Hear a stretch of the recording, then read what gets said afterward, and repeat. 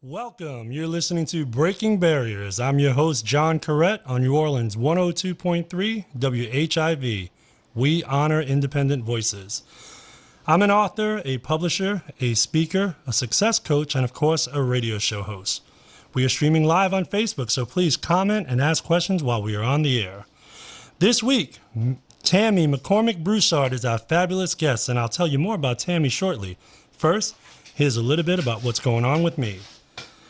My sweetheart and partner, Diane de las Casas, and I are approving the final art for our next book. It's called Captain Deadeye, The Bully Shark.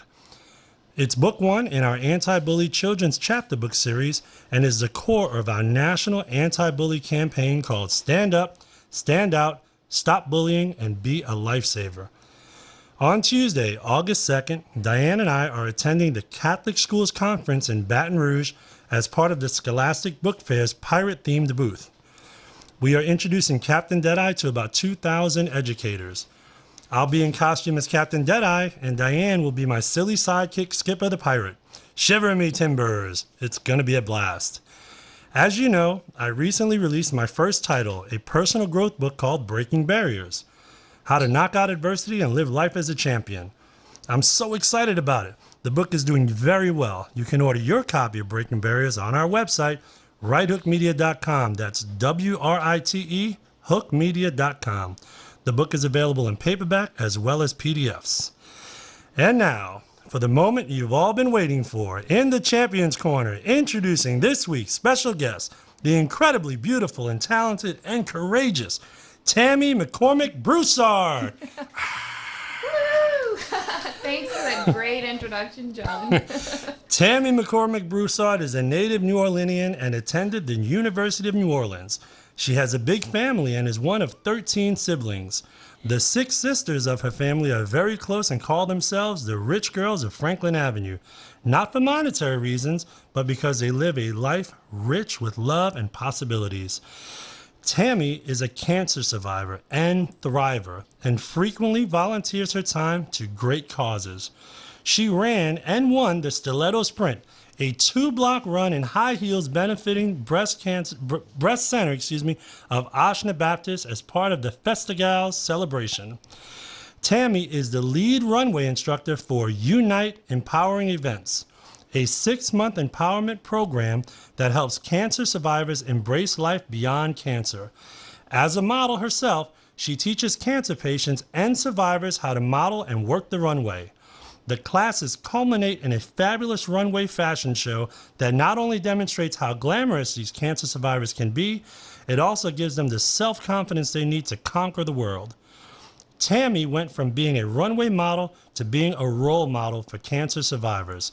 Let's welcome Tammy McCormick Broussard to Breaking Barriers. How are you, Tammy? Thanks again. I'm great, and I'm loving that intro, John. Well, thank you so much for being a guest on Breaking Barriers. My partner and producer, Diane de las Casas, met you at Haviland Malone's Unleash Your Gifts. Tell me a little bit about how you two hit it off so well.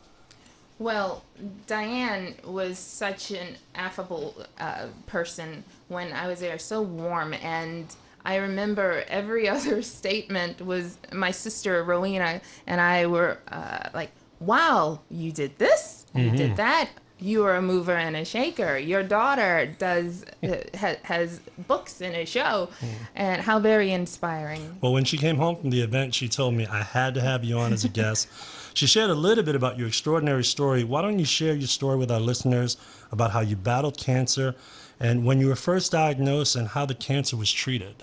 Oh, certainly.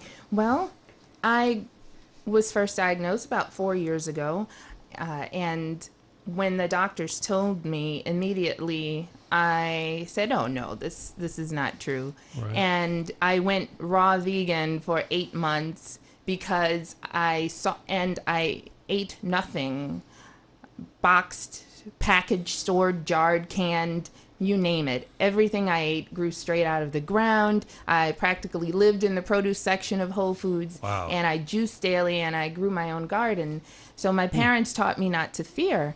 And I saw 8 doctors at 4 different hospitals, and they all told me the same pat answer. We want to give you surgery, chemo, and radiation. I said, I don't like those options.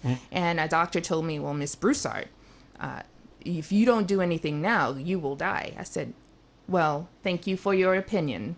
And Wait, so I'm sure you're good at what you were trained to do. So you're saying the doctor's option to you was, if you don't do anything now, you Yes. will die. Yes. My yes. goodness. And so as I said, I went raw vegan immediately, and I stayed away from, I missed family functions because the Wow. foods weren't vegan friendly, and I was doing all of this grueling stuff, chopping and gardening and juicing, and it shored up my immune system. But at the end of 8 months, I felt like I became a slave to my own protocol. And finally, my husband, in his sad eyes every morning, he was like, honey, when are you going to get some real treatment? Now, I love my husband, and he was helpful enough and supportive enough and trusted me enough to go allow me to do it my own way. But Right. in the end, he was really worried, and I said, oh, to heck with it. I said, all right, I'm going to go on chemo for you. I don't have cancer. I'm doing this for you, my husband, my very supportive and loving husband. So you basically, to get through it, you convinced yourself that you were going to do it for his benefit, Yes. to help yes. him get through it. And others, there were people I work with who wanted me to get quote unquote real treatment, but I was completely in denial about that. So tell us, in going through chemo and radiation, what were you feeling emotionally? Emotionally, I said, well, okay, God. I got on my knees and I said, all right, Lord, this is something that you've given me. Okay, what are we going to do with it? You know, emotionally, I never cried. I never cried during the chemo, during the radiation, during the surgery. There was no self-pity. Again, my parents taught me not to fear. And I said, okay, God, what are we going to do with this? You know, I have a daughter. She's my 5th one. We lost 4 pregnancies. I know you're not going to take me out right when we just had a baby, Lord. And so I just had a heart-to-heart with him.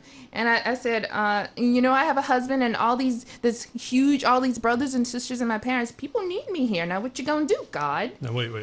So let me Exactly. back up a little bit. So you have a daughter, I do. but you mentioned you had 4. She is our 5th child. Yes.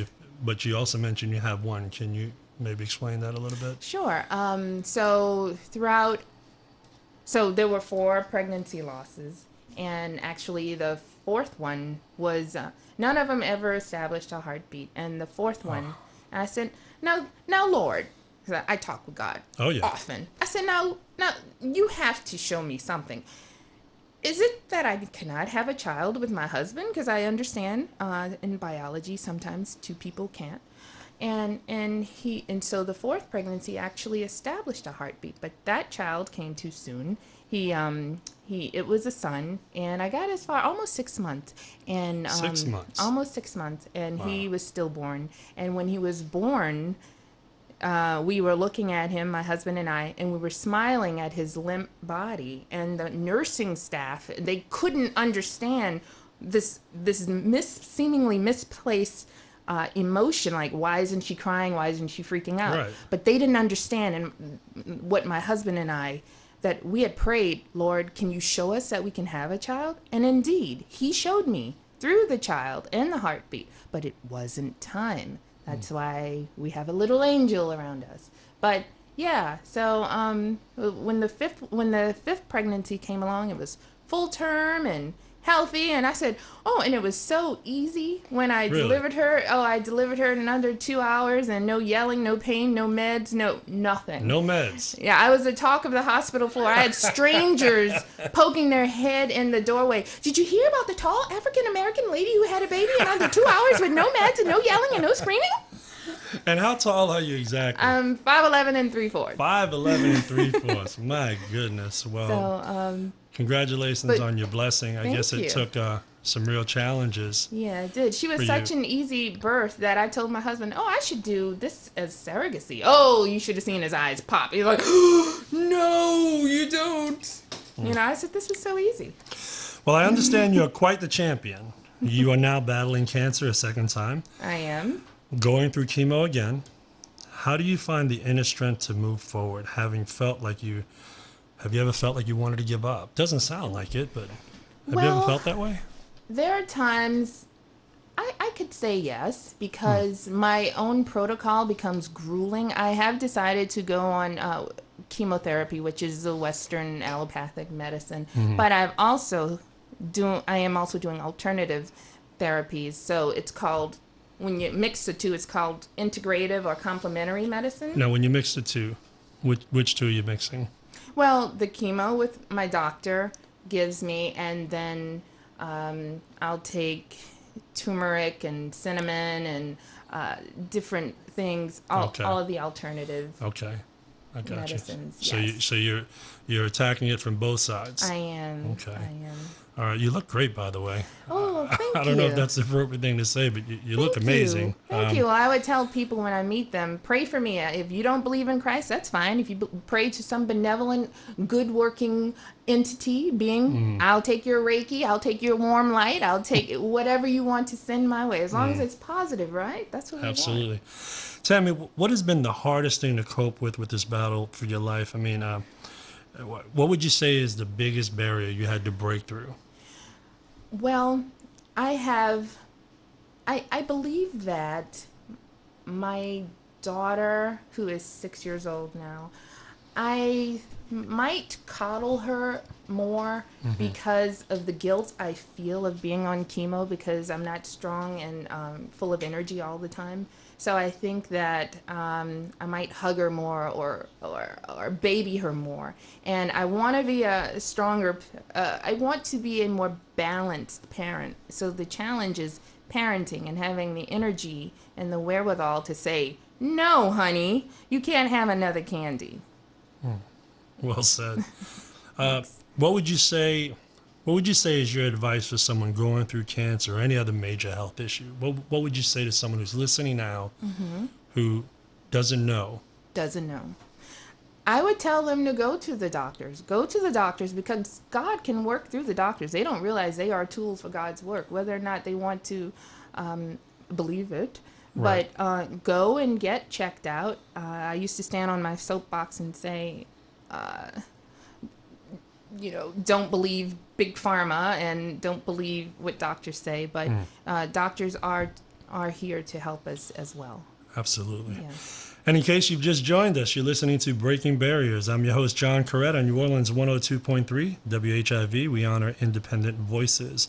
Right now, I am interviewing the courageous and inspirational Tammy McCormick Broussard, a cancer survivor and thriver. Now we're going to find out all about how Tammy knocks out cancer and uses her gifts to help others battle the disease. So, Tammy, let's Yes. get to the good stuff. Okay. You are a model. I am. Tell us about your modeling career and how it started.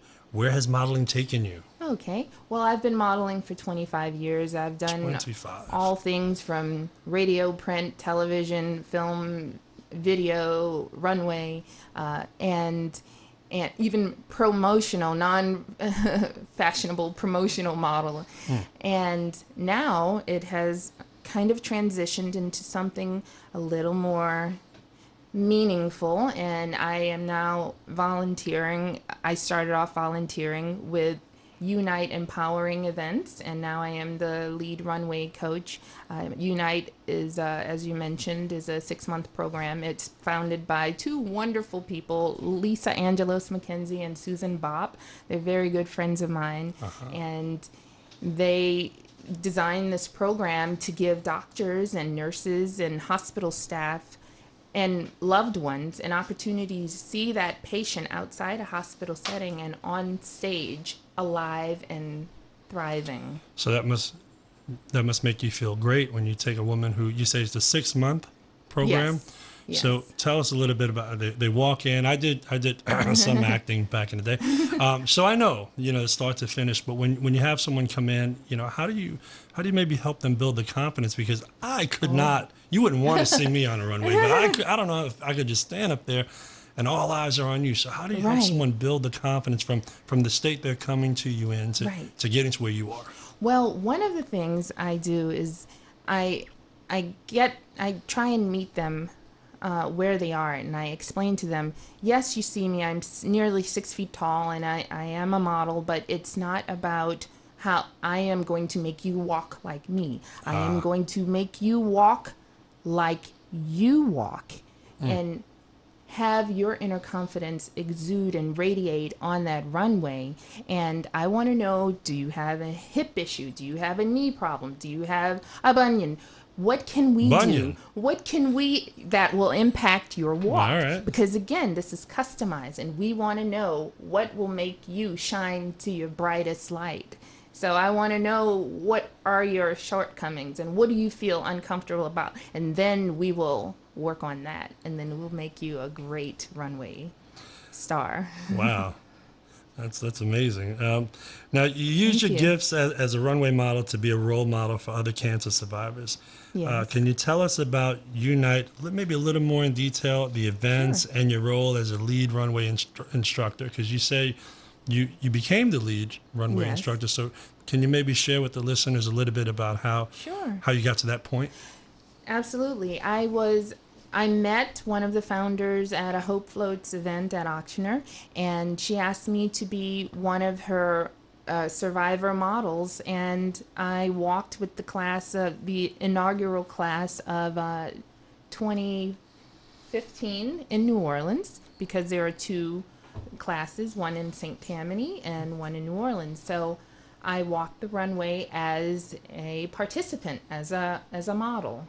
Okay. And then when the opportunity for the St. Tammany or the next New Orleans class came aboard, there was some attrition, or some people had opportunities and had to move away, and there was an opening.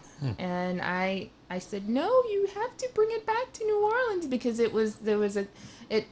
they had lost staff, and there was not a chance for it to come back to New Orleans. I said, I will work with you. You have to bring it back. So you got your way. Yeah, well. Awesome. I helped bring it back. Let's talk a little bit about this family of yours. Now, I'm Hispanic, and if you don't know, to qualify as a Puerto Rican in New York, you must have a minimum of 50 cousins. So I'm familiar with large families, although I don't have a whole lot of brothers and sisters. Now, I read up here, and it says you have 13 siblings. I do. 6 sisters. And you guys are like, what is it? Sister 7 Sledge, brothers. like Sister Sledge. What was the song? We are family. Yeah. I know y'all performed that before. So, Well, anyway, I wasn't the singer. you weren't the singer. You were the model. I wasn't the singer. You were the model. Maybe some dancing too. Can you tell us a little bit more about your extraordinary family and how they've supported you along this journey? Oh, my family, my siblings are awesome. So it's my mom and my dad. All of us are from the same dad. Sometimes people wonder. And we got called a lot of names growing up from our family. Not normal. The way it should be? Okay. Yeah. And it's 7 brothers, 6 sisters, and we all have a form of artistic talent. And so we have a family company, Chic Nouvelle Model Management. So we have stilt walkers, drummers, African dancers, graphic designers, writers, authors, models, and you name boxing. One of my brothers is a heavyweight boxer. Heavyweight? Yes. Wow. And impressive. And acting. And so Christmas times were always fun growing up. And whenever somebody's ill, we'll do a group text and say, look, I need you guys to pray for me for this situation. And we all come together and we pray for something. And wonderful things happen when prayer with earnest people and like minds. And we move things. When like minds get together, you move mountains. Yes. You cannot tell me prayer doesn't work. So with 6 sisters, was there any... those are my shoes. That's my sweater. That's my dress. Let me see. Let me think about this. No, not really. Wow.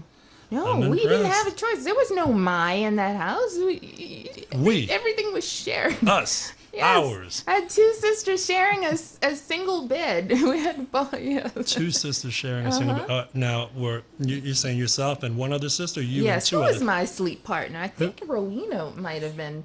We might have. I don't remember. We all had our sleep partners. Now, is Rowena as tall as you?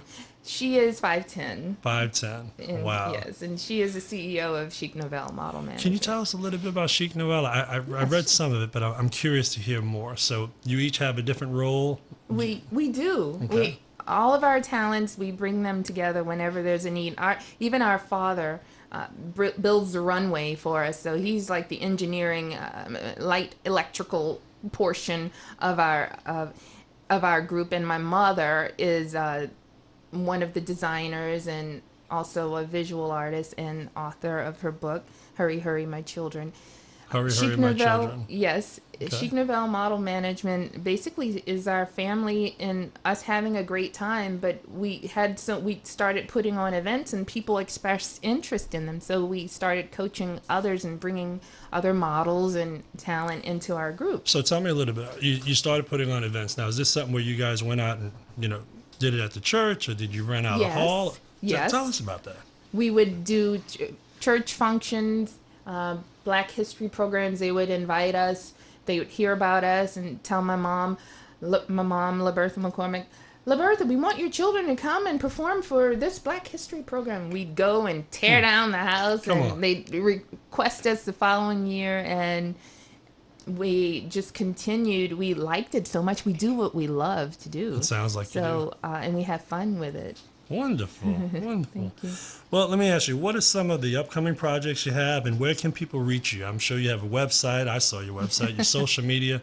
Yes. Let's talk about that. So upcoming projects with the family company, actually, we have a large project that's in the works, but more immediately tomorrow is at the Jazz Market at 2 p.m. is a networking event with Don P. Radio Show and Chic Nouvelle, and also Havilah Malone may make an appearance there. And it's a great networking event, free to the public. Mm-hmm. And Chic Nouvelle models will be there, and there will be some fashion segment of it as well. When would you say would be a good age? I get asked this question sometimes. When would be a good age for someone to begin modeling? Like if it was something that they wanted to do and they want to get the proper training, obviously you're well trained. When would be a good time to start? Like if you want to get your children involved in modeling? Well, with children, the industry believes that all children are beautiful because they're charming, and it really boils down to which child is well behaved enough to take instruction, is mature enough to hold their composure when things get a little tough on set.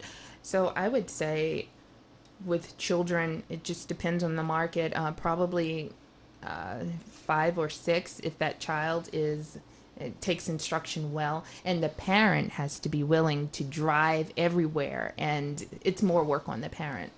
Yeah, I can certainly understand. I think they had some reality shows and stuff like that, and they're always extra animated, but I gotta imagine it takes a certain level of commitment because you do shows different areas, right? Yes, yes we do. Wonderful. All right, well, finally, if you could sit down and have a conversation with anyone in the world, past or present, model or otherwise, who would it be and why? Wow. I thought about that question, and actually, I'm going to go back in time, a little bit way back in time. I would love to meet Louis Pasteur and Marie Curie, who were involved in the old-fashioned type of blood reading and study of blood. Yes, I am fascinated. If I could start my career all over again, I might go into microbiology. Wow. I did not see that one coming. I thought you were going to say, man, I'd be at the Eiffel Tower with some famous designer. You want blood. I'm very curious as to what's happening in my body. I'm very in tune with my body. Obviously. Well, Tammy, it's been a pleasure having you on Breaking Barriers. I'm so glad you dropped by. Be sure to visit johncouret.com for more information about Tammy McCormick Broussard and all she is doing to knock cancer down and train cancer survivors to work the runway with style and panache. We are going to take a quick break. Stay tuned. We'll be right back. Thanks for having me. Thanks for coming. In case you're just tuning in, you're listening to Breaking Barriers. I'm your host, John Couret, on New Orleans 102.3 WHIV. We honor independent voices. Now, champs, it's time for Talk of the Town. First up, breaking news. This morning, the CDC confirmed the first cases of locally transmitted Zika virus in the Miami-Dade, Broward counties of Florida. Officials confirmed that one woman and 3 men contracted the virus via mosquito bites. If you don't know what the Zika virus is, health officials have been tracking it around the globe and have even issued travel advisories to certain parts of the world. Zika virus symptoms include fever, rash, joint pain, and red eyes. Other symptoms include muscle pain and headache. It can also cause severe birth defects, apparently. There are no vaccines or cures at this time. Just be aware and take the proper precautions to protect yourself from mosquito bites. I tell you, living in New Orleans, I don't even know how one would go about that.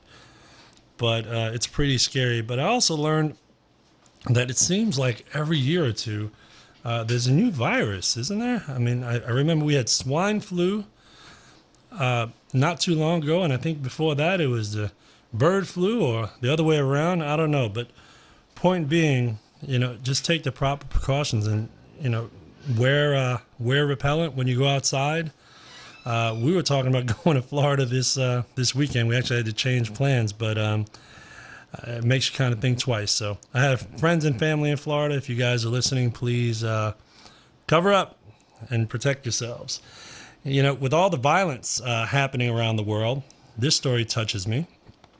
Pope Francis flew to Poland and visited the Auschwitz German Nazi concentration camps to pay tribute to more than 1 million people, mostly Jews who lost their life there.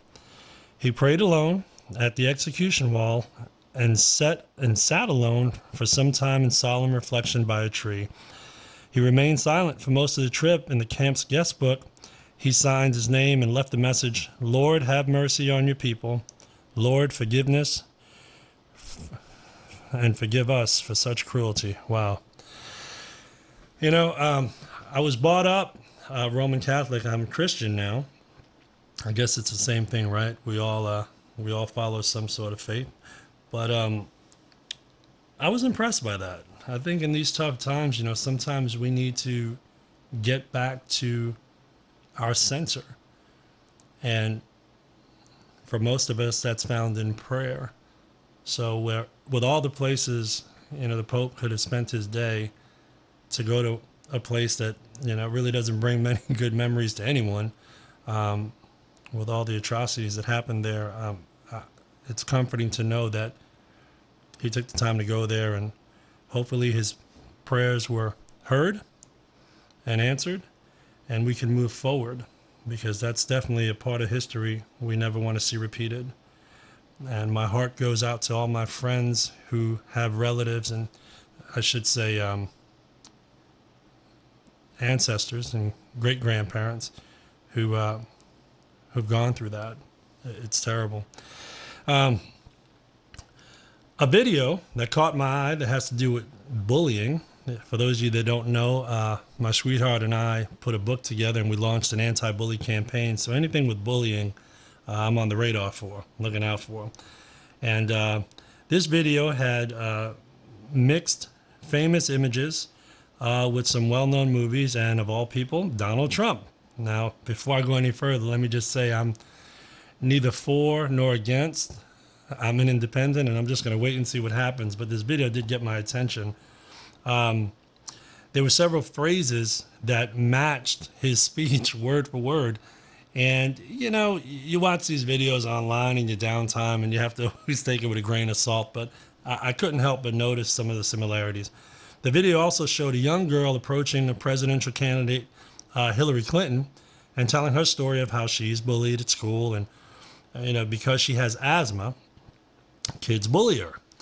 And Hillary Clinton responded that there is no room for bullying in the world, and there is no room for bullying in the presidential campaign. It's a great video on anti-bullying, and if you haven't seen it yet, you can see it on my blog on Monday. So what is the deal with bullying, and why would I launch an anti-bully campaign? Well, everyone I've spoken to, parents, teachers, children, probably a few hundred people before we made the decision to start this campaign, have all said the same thing. Either they were victims of bullying, or victims of bullies rather, or they know someone that has been. And you have to ask yourself, what would provoke someone to bully someone else? Now, typically it's the big kid picking on the little kid. But if you do a little digging, you tend to find that that big kid was once the little kid being bullied by a bigger kid. And we're not born that way, so where does it begin? Is it at home? Is it at school? No matter where it starts, we have to find a way to finish it, because bullying is the number one cause of preteen and young adult suicide in this country, if not around the world. It's a problem, guys. We have to do something about it. So Diane and I are doing our part. We've written a book, Captain Deadeye and the Bully Shark. And in our story, we talk about a young boy, John, who's bullied by another kid in his school that goes by the name Shark. And he's bullied because he has a lazy eye, as I do. And the bully calls him Deadeye John. So John goes to his mother, sad about the bullying, and Mom, I won't spoil everything for you, but basically gives him a pirate's hat and a patch, and he becomes Captain Deadeye, Master of the Seven Seas, and now he's empowered, and he no longer allows the bullies to affect him in the same way, and he finds creative ways to overcome this bullying that he's suffering. So that's all I'm going to tell you about the story so far. I'm looking forward to it, and that'll be available late September. Here's a heartwarming story that we can all appreciate, especially for you dog lovers out there. There was a family, the Montez family, that lost an 8-pound mixed terrier, goes by the name Corky, nearly 7 years ago. For 6 months after Corky was missing, the family searched for him door to door in their neighborhood, posting flyers and ads everywhere. They finally gave up, fearing the worst. But this past Saturday, just this past Saturday, Corky was found on a busy street in Fort Worth, Texas. He was identified through an embedded microchip. Apparently, Corky had been hanging around with another stray dog with one eye. They named him Captain. I promise you this has nothing to do with our book. But the Montez family not only got their beloved pet back, but they adopted Captain as well. I can relate to this. I'm a dog lover. We currently have 2 dogs at our house. We have a breed, I don't know what you want to call him, but my daughter somehow convinced me to let him stick around. He's part Shar-Pei and part Pit Bull, and he's actually a beautiful brindle coat. And yeah, he's nice. I had lost my Yorkie not too long ago, so I don't know. She knows I have a soft spot for dogs. And then she has another dog that she bought in the house called a Leonberger. And for those of you that don't know, I believe a Leonberger is German for horse, because this dog, on his hind legs at about 7 months old, is almost as tall as I am, and I'm 6'1". So he's entirely too big. But anyway, I think she saw it as an opportunity to bring him in, because we lost my Yorkie not too long ago. So I'll give you the quick history on that. I had a Yorkie. His name was Winnie. And my daughter's fiance was doing some work in the backyard on one of the cars, and the gate was left open. And at the time, I had Winnie, my Yorkie, and an Australian Shepherd. It seems like we always have at least 2 dogs in my house, but those are the 2 dogs at the time. And he noticed that the Australian Shepherd was on the outside of the gate, and Winnie was nowhere to be found. So he's searching around the yard. Finally, they called me. I was away. They called me back to the house. We can't find Winnie anywhere. And for those of you that don't know, I'm legally blind, so finding my Yorkie was going to be a challenge. I called Diane, told her about it, because she's my eyes for the most part, literally. And we began a search for my little Yorkie. And we started in my little neighborhood, my little subdivision in Kenner. And we literally, she was driving my truck. I was sitting in the bed of my truck, and I was just yelling out, "Winnie," throughout the neighborhood, hoping that he would come out, from somebody's yard or something, and I'd get him back home. But day became night, night became day, and we still hadn't found him. And the other problem with Winnie was that years ago he suffered a spinal injury. So he was on certain medications, and if he went too long without it, it would cause his spinal cord to inflame, and he'd be paralyzed. I mean, he wouldn't be able to move. You know, wherever the swelling began, that's where he would remain. So, you know, we felt hard pressed to find him. My daughter put a Facebook ad out on him. I put a Craigslist ad out on him. We found two wonderful people that volunteered. They worked with, I want to say, Lost Pets of Southeastern Louisiana. I'd have to double check that one, but they came out and they spent 2 days, you know, just combing the neighborhood with us. And I mean, I remember going to one corner and there'd be a bunch of kids out there and we'd say, hey, you guys want ice cream? And I know that sounds totally creepy, but we would follow that up with, we lost our dog and, you know, we'll buy you all ice cream if you'll help us search for the dog. So, you know, here we are, we're buying all these kids ice cream and, you know, they're searching, you know, and I said, man, the first one to bring my dog gets $20, you know, so they're going in and out of backyards and, you know, places I couldn't fit or probably wouldn't go. Anyway, so day 2, nothing.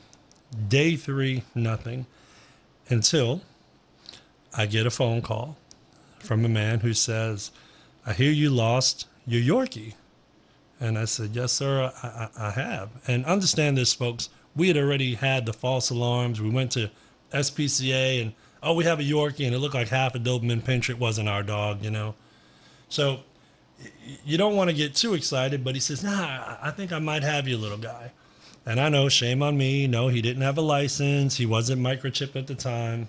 Forgive me. But anyway, we get the guy's address. He shoots me a picture, and Diane and I are looking at the picture, and we're like, that's Winnie, that's Winnie. You know, he looked a little rough, but that was him. That's got to be him, you know.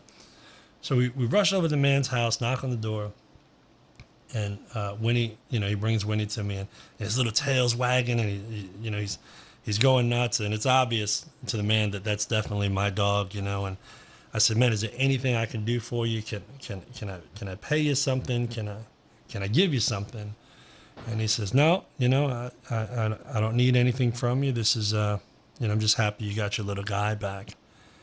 And I was thrilled. And right after that, I went to the vet the next day or 2 days later, and I got a microchip. And we had Winnie for about I guess maybe 8 months after that, which were just wonderful. And then, you know, I mentioned that injury he had earlier, and with that and some complications, you know, we wound up losing Winnie. He passed, but it was okay. You know, we had 10 years with our little guy. So I'm curious, if you guys are pet owners and you want to share any information, you can certainly share with us. We're still streaming live on Facebook, and I'd love to hear all about it. So we're going to take one more brief break, and we'll be right back. Welcome back, folks. If you're just tuning in, this is Breaking Barriers. I'm your host, John Couret, on 102.3 FM in New Orleans, WHIV. We honor independent voices.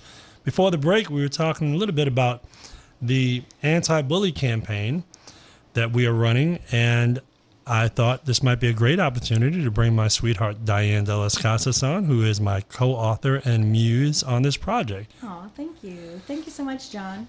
So yeah, actually we both talked about bullying on our radio shows. I talked about the Gwen Stefani story. If you didn't hear it, if you weren't listening before to my show, I'll just give you a little recap. So the other day, Gwen Stefani was in concert at West Palm Beach, Florida, and there was a fan in the front row who had a sign, and it was a 12-year-old boy who said that he'd been bullied from the 1st grade through the 5th grade. And his mom said that he would take solace and find comfort in Gwen Stefani's songs, and that she was very inspirational to him. So Gwen reached down and got the boy up on stage. He was crying. It was very miraculous for him because he got to be with his idol, Gwen Stefani. And I just thought it was a really cool thing for her to do. But the big issue there is that he said he was bullied every day from grades 1. 1st grade. It's happening early. 1st grade through 5th grade. Hey, what are you, like 6 years old when you're in the 1st grade? Yeah. You're 6 years old. 6, 7 years old. I mean, that is why we're doing what we're doing, right, John? Why we're Absolutely. starting early in the elementary school. So our national campaign that we're launching this fall is called Stand Up, Stand Out, Stop Stop bullying, Bullying. be a lifesaver. And we are developing curriculum. We have our Captain Deadeye books at the core of it. So the books are fun and they're educational, but they also deal with this terrible, pervasive problem of bullying. And you see it everywhere, right, John? Oh, it's everywhere. I mean, for me, the bullying I had was, as I mentioned earlier, due to my lazy eye. And the one advantage I had over kids today is that if I could make it home and shut the door, I didn't have to deal with the bully that day. But today, with social media, cell phones, internet, all these other mediums, They can comment. the bullying Yeah. follows them into the home, and that's what we're trying to do something about. It's crazy that your kids as young as second grade, I know, have cell phones or they have tablets and they're on social My media. 3-year-old granddaughter has a tablet. Go figure. Right? But they're communicating with each other. I know that my 16-year-old Eliana is on all kinds of social media, and even Eliana was cyberbullied. Someone created a kid chef hater Instagram account. It was an account created solely to hate on her and tell her how awful she was and how she wasn't talented and how she wasn't a chef and just all kinds of crazy stuff like that. I mean, why do people do that? It might be one part jealousy. As we mentioned earlier in the show, we find that most people that do the bullying were one times victims themselves. And that's why we feel it's so important. Anywhere you look, Diane, we mentioned we watched a movie not too long ago, a comedy. Central Intelligence. Central Intelligence. And that was with The Rock and Kevin Hart. And it was a funny movie, but the core of it was bullying. Yeah, Eliana and I went to the movies not too long ago, and we saw Ghostbusters, and the core of that movie was also bullying. The guy who was the evil, the antagonist of the movie, he was bullied, and he even said in the movie, "I was once bullied, and now I'm the bully. They will bend to my will." Right. So a lot of times the cause of bullying is because a bully has been bullied or feels like they need to empower themselves because of some other issues in their lives where they're not feeling special or feeling empowered. Yeah, and it's terrible because if you think about it, at an elementary level and all through grade school, you have bullying, right? But then when you get to a university level, you have hazing, Yes. right? And then when you get to the workplace, they call it harassment. And then, we get to a point where people feel like they're bullied and they start brandishing weapons and terrible things happen. And, we've seen instances, everybody refers to this all the time, but, they talk about Columbine. How did something like that happen? Those kids that did that, they were bullied. So we want to start early. And when I see stories like the Gwen Stefani, Brandon story, where he says he was bullied every day from first grade to fifth grade, that really touches me. And I think one of the things that you and I are going to do is teach kids that we need to not just tolerate each other, but respect each other and our differences. Absolutely. I was really bullied as a kid too. So you had the lazy eyes and I was burned. So when I was a year old, I pulled a pot of coffee on me. My mom was washing dishes and I was in one of those walkers with the little wheels. And I pulled the percolator pot of coffee on me. Try to say that 3 times. Real quick. Percolator pot of coffee. And it fell on me and it burned a large portion of my body. And when I was in middle school, I told my best friend, and then she told other people in the school, and they started making fun of me, and I ended up in the bathroom crying.